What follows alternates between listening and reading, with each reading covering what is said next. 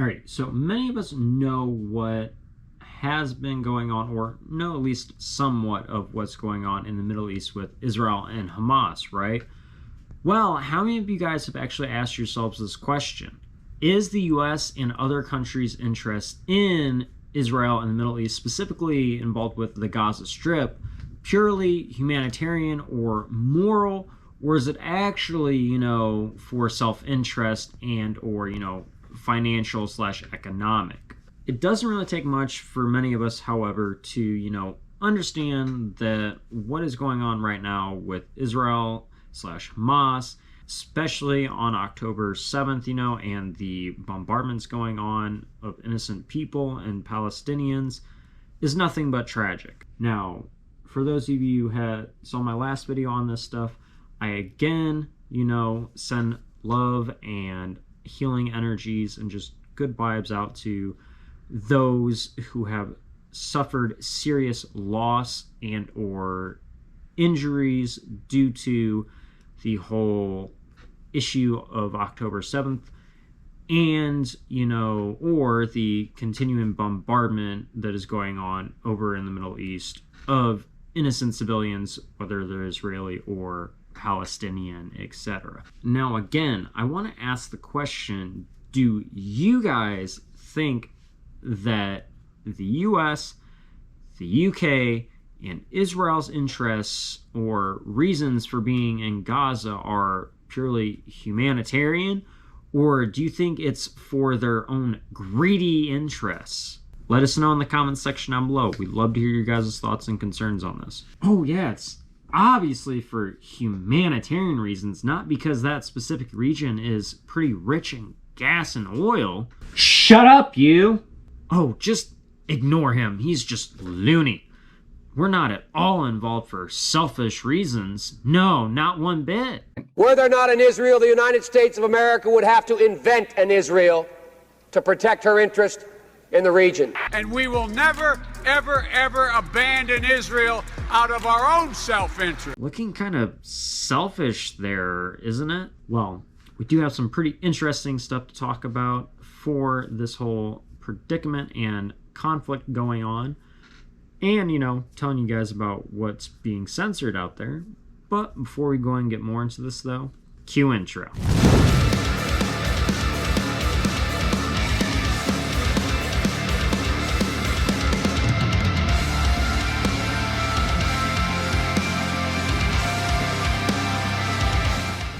Again, it's really tragic what has happened and is still going on over in the Middle East between Israel and Hamas with that whole conflict and the essentially massacring and just murdering of thousands upon thousands of innocent civilians and people from all sides, whether Israeli or Palestinian, you feel me?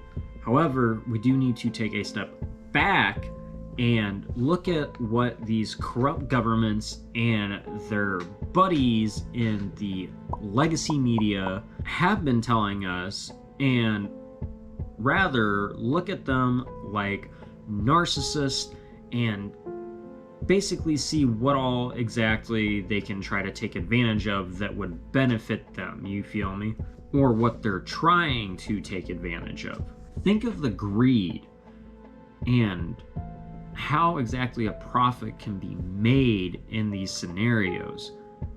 We have to ask the question, are there any very valuable resources in this particular region, such as gold / silver, coal, oil, etc., in large quantities? Well, now that you mention it, Israel / the Middle East is pretty ubiquitous in gas and oil, and that is why we stayed in wars in the Middle East with Iran / Iraq for over a decade.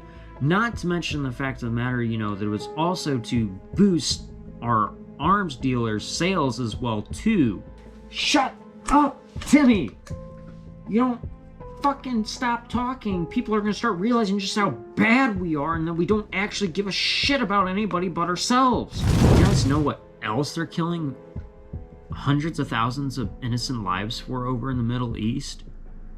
not hitting that like button or destroying the shit out of that subscribe button. They're just murdering lots of people for not doing that.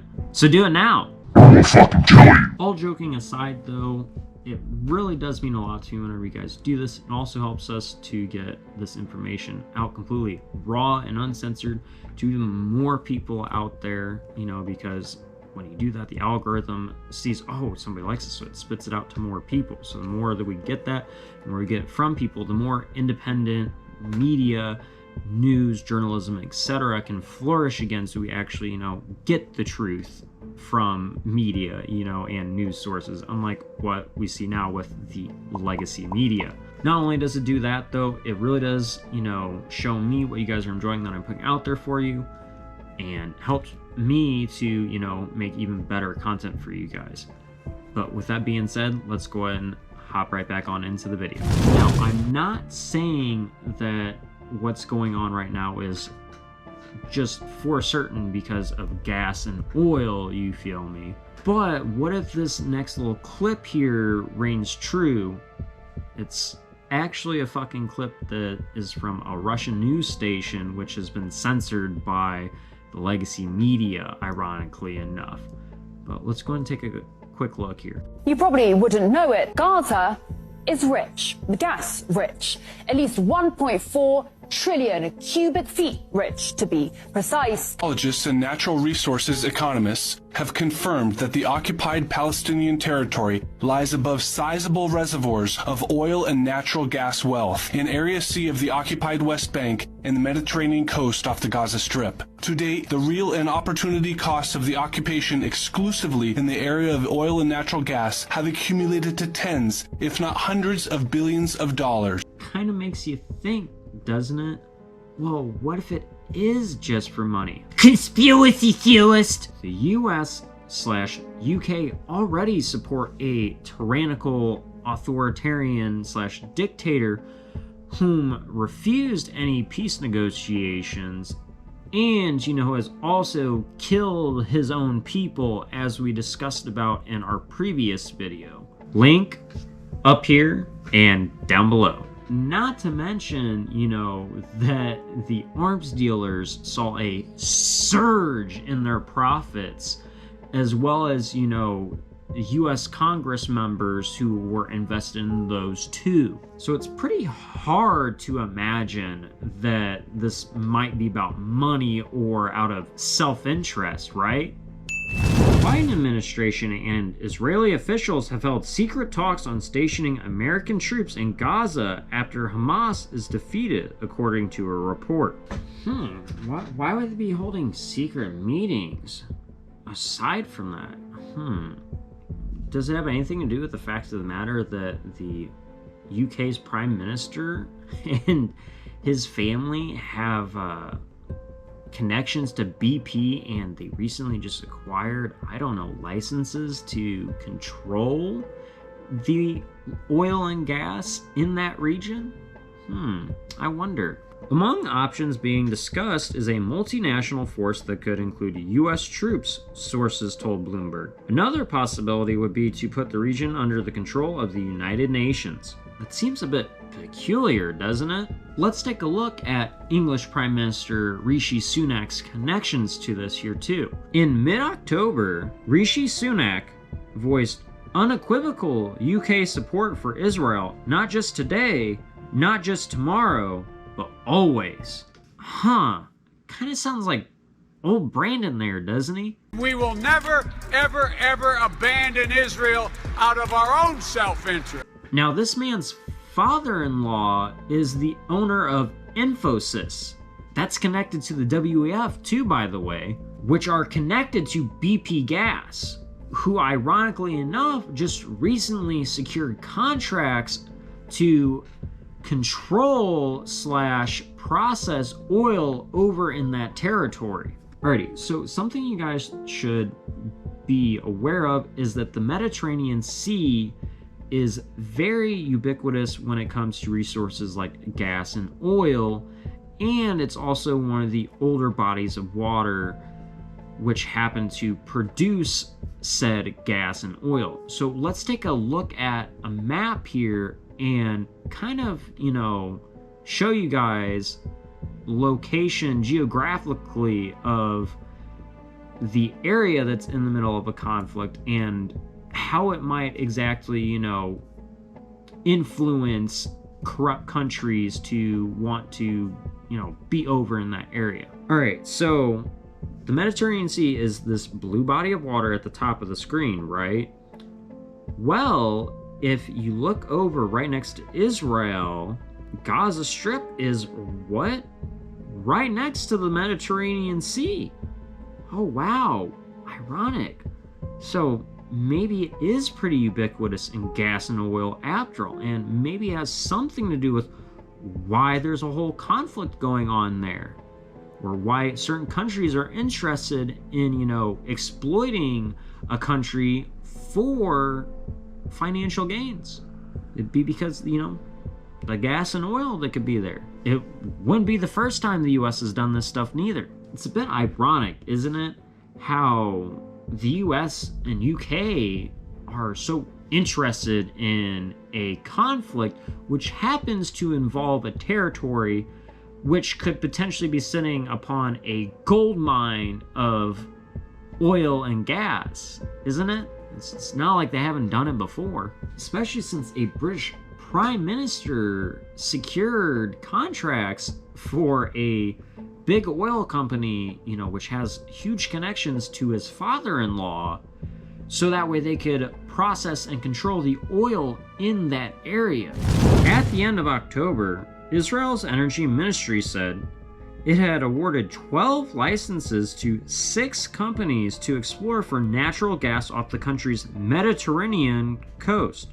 The license awards, which came as the Israel-Hamas conflict entered its 4th week, included BP. The Times of India reported in May that Indian IT giant Infosys, in which Sunak's wife Akshata Murthy also has a reported £400 million stake. Just 2 months before Rishi Sunak opened hundreds of new licenses for oil and gas extraction in the North Sea, an IT firm founded by his father-in-law signed a $1.5 billion deal with energy giant BP. The Times of India reported in May that the Indian IT giant Infosys, in which Sunak's wife Akshata Murthy also has a reported £400 million stake, won a deal from the global energy company thought to be the second largest in history of the firm. Despite the company being partly owned by his wife's family, Sunak previously said the matter is of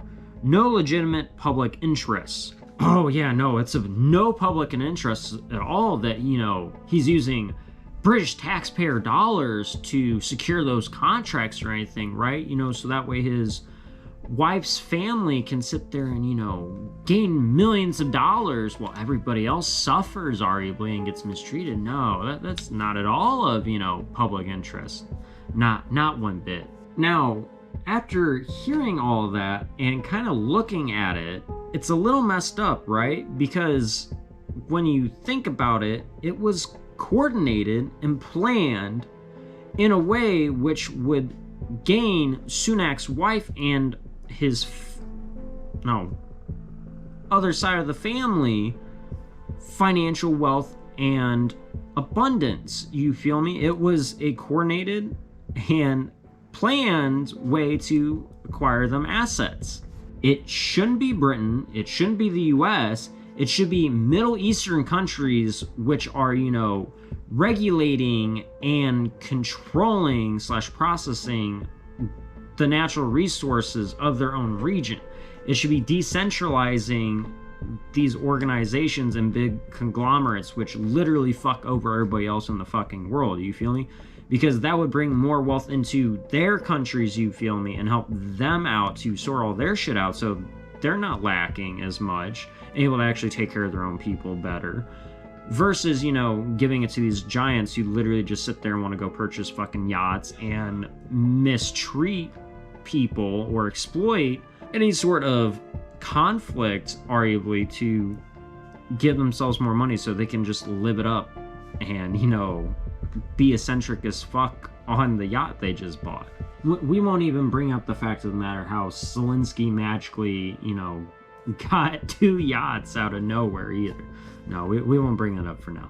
That's for another time. Then you got people like corrupt politicians in the US, in other countries, of the world, which happen to just view all the conflicts in the Middle East as, just business as usual, expanding imperialism under the guise of humanitarianism. Clinton and Obama got away with hawkish policies because they stuck to the language of humanitarian intervention and liberation. A supporter of the war in Iraq, Clinton racked up quite the rap sheet during her time as Secretary of State, escalating wars, greenlighting coups, and generally maintaining and expanding U.S. power around the globe. That was seemingly the cause for the majority of the U.S.'s reasons for staying or being in the Middle East, which later happened to, be exposed as being propaganda, lies, etc. Particularly with Iraq/Iran,